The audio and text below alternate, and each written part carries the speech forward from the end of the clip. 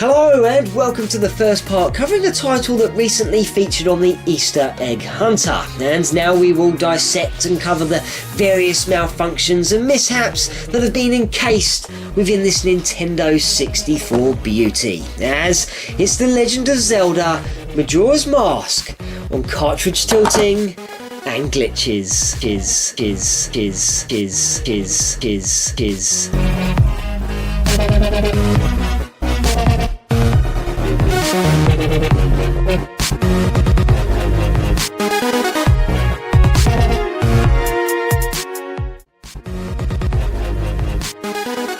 The Great Bay Coast and Zora Cape are to the western regions of Termina and are not normally accessible until a good portion of the game has been played out and you've acquired your trusty steed Epona, who will help guide you over a large wall bearing a spiky fence upon it, leading on to the Great Bay itself. However, once you have gained the Goron Mask, grab yourself some bombs from the bomb shop in West Clocktown for 30 rupees. After exiting the establishment, head up the steps and exit Clocktown immediately to your left. This will bring you outside and facing directly towards where the wall lays in wait for you. With the bombs and Goron Mask resting in your C icons, position Link a few feet away from the wall and pull out a bomb, then instantaneously position it on the ground by hitting A. Then quickly activate the Goron Mask and move ever closer to the wall and hit A so that you curl up. Then just as the bomb is about to explode, tap B while still holding A and the Goron will hop into the air. The bomb will explode and hopefully, if timed just right, the force from the explosion should send you hurtling over the fence and on into the Great Bay Coast, nice and early.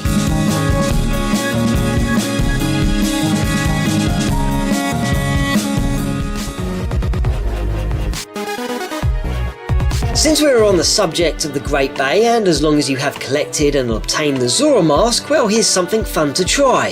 So stroll along the beach and wander on through the cave where on the other side, directly to the right, a like is occupying the water's edge. Deal with this straight away, as this area it is positioned in is perfect for our next glitch. Afterwards, pop on the Zora Mask, then head in for a dip, but don't go too far in, just until you start bobbing about. Next, turn and face the shoreline and hit A so that you propel and swim towards the sand. If you are in the correct position, you as the Zora will hit the beach as if you are practically flying. If this is the case, promptly pull back on the analog stick, then rapidly continue to hit A, which will allow you to fly all over the sea. Just simply guide yourself about by moving the analog stick controller.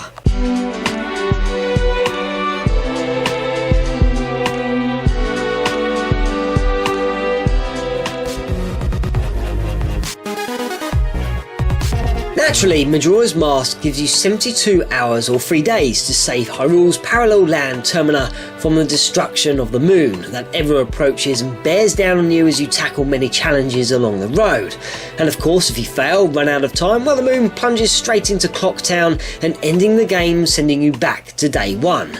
So bring in the 4th day glitch.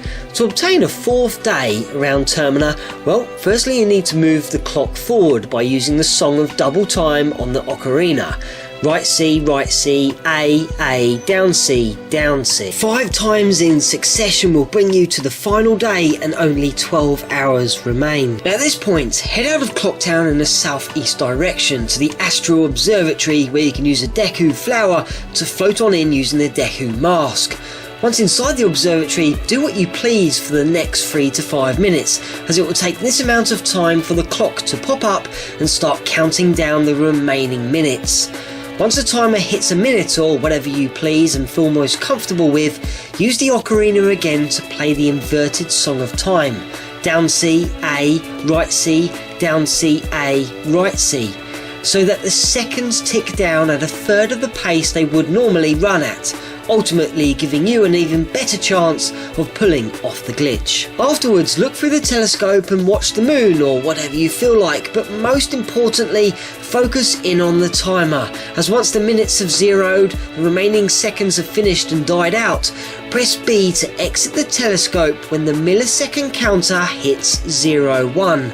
I've also seen and heard that you can do this on 04 and 02, but in my experience it fails and the game over cutscene will play out. If you have hit 01, hit B and exited the telescope and chatted for a few seconds, the game over cut screen won't play out, allowing you to wander about Termina for a fourth day without all the pressure of the countdown. Though there are many noticeable differences, as the clock has disappeared. You can no longer hit start to access the main menu. Many of the characters surrounding Clocktown have vanished, which is kind of creepy, but then again they were never scripted or written for a fourth day. The soldiers won't try and stop you from leaving. The Gossip Stone's info regarding how much time is left are just confused. And finally, if you look to the sky, you will notice the moon no longer dominates and is nothing more than a tiny speck now, which apparently is more than likely the original position of the moon, as Majora's Mask was said and was going to be a 7-day cycle as opposed to just 72 hours. To conclude part 1, we'll be diving into the world of Cartridge Tilting, and for those of you who watched my Ocarina of Time episode, you would have seen that the game contains various debug screens that can be accessed by tilting the cartridge and then entering a certain controller combination.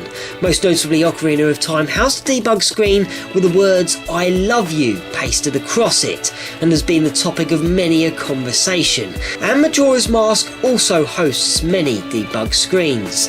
So to do this, I find it's best to talk to a character in Clocktown, then gently and very gently pull up your cartridge from the left until the music crackles, where just after the screen may go completely black and a red line should pop up on the left. At this point, push down your game back into the Nintendo 64. Then enter and hold all the buttons down in the following combination: directional pad left, left trigger, right trigger, C right and start. If the tilt was successful and all buttons are pressed together, the debug screen should have appeared, allowing you now to scroll through all the different sections by hitting A, though sometimes they may rotate by themselves. In the debug menu you can find info on the characters that aren't present at the time the game crashed, what version of the game you are playing, 2 screenshots of when the game actually did crash. There is also a dump menu which can be scrolled through by using the C buttons, A and B buttons and the start button to exit. The final screen brings you to a piece of text reading "Congratulations. All pages are displayed. Thank you. You are great debugger." And I just love the way "congratulations" has been misspelled, and that an A could have been placed within the final line, and more likely a in-house joke towards the fact that this is a debug menu into finding and detailing errors in the game.